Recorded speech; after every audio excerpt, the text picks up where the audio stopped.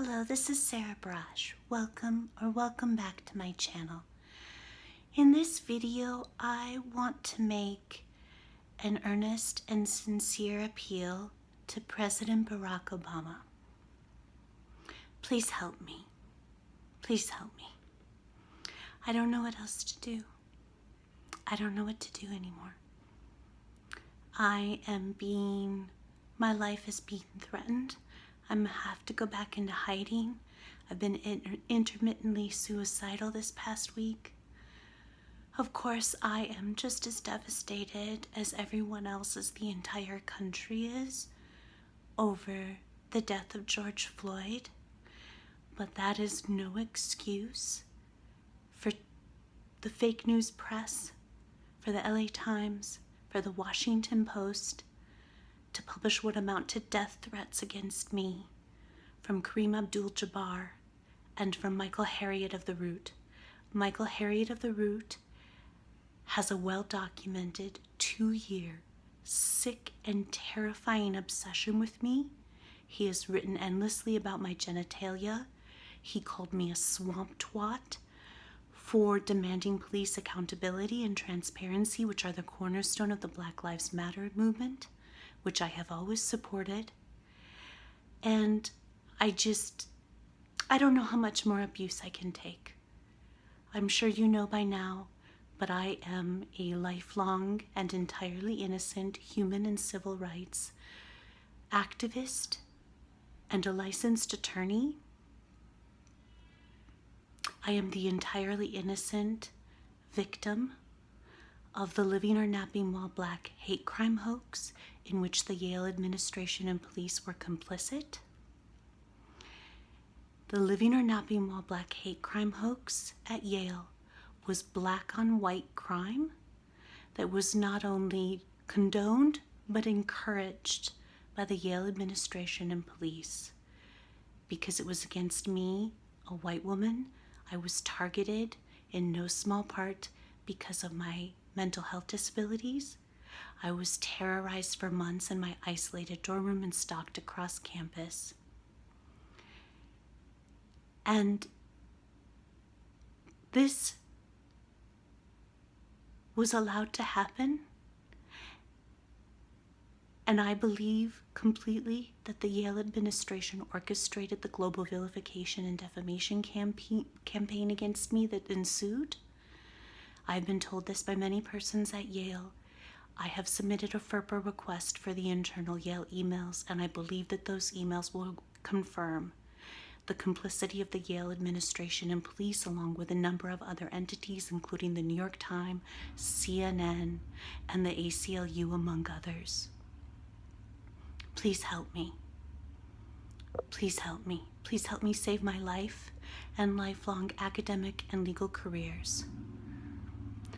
I worked at Yale Law School at the Justice Collaboratory with Tracy Mears and Tom Tyler on implicit bias and police brutality, and I know that you know them. I know they were part of your criminal justice system reform task force, and I cannot imagine that you can possibly believe that a well-documented lifelong human and civil rights activist would become overnight a genocidal villain who lynches black students at Yale, because that is what I was accused of. That is what I was accused of. I was accused of perpetrating a racist hate crime comparable to a lynching because I tried to enter my isolated dorm room safely. That is what happened. And the Yale administration embraced that obviously false accusation because they had been targeting me for years, since an incident in spring 2015 during my first year in the PhD program at Yale, when I stood up for the federal civil rights, the religious expression rights of an evangelical black man at Yale, who was our only person of color job candidate for a tenure-track assistant professor position in the philosophy department. I know you awarded Abdul-Jabbar the Presidential Medal of Freedom in 2016, and I am asking you to contact him and to have him please retract what amounts to a death threat against me that he published in an op-ed recently in the LA Times. I have to go back into hiding. I have been intermittently suicidal. I can't take any more abuse. This is wrong. This is wrong. And if people actually care about racism and police brutality, then they will stop targeting vulnerable white women as collective punishment for Trump's election. And I did not vote for Trump. I voted for Hillary, and I was extremely upset when Trump won.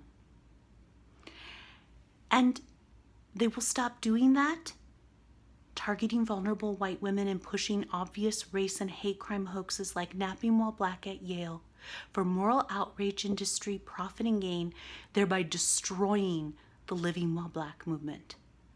Until recently, the Living While Black movement was defunct. It was defunct, and the reason why is because it was usurped by charlatans and frauds like Michael Harriot of The Root and Kareem Abdul-Jabbar and the LA Times, who only cared about making money. They don't actually care about racism and police brutality, because if they did, they wouldn't have destroyed the Living While Black movement.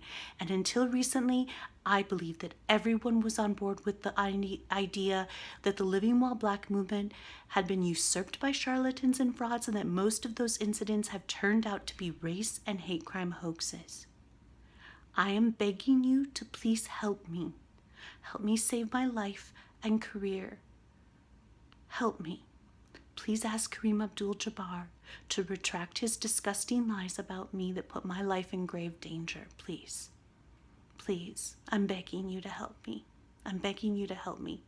I voted for you twice, and I cannot imagine that you could possibly think that someone who worked with Tom Tyler and Tracy Mears at the Justice Collaboratory at Yale Law School, I know you know both of them well, I cannot believe that you could possibly think that I would be capable of being a genocidal villain who lynches black students at Yale. Please help me. Please help me. Thank you. And I will have my PayPal me and GoFundMe links below. Everyone, please support me. Please donate to my legal fund so that I can sue Yale and the entire moral outrage industry and get justice finally. Thank you. Have a great night.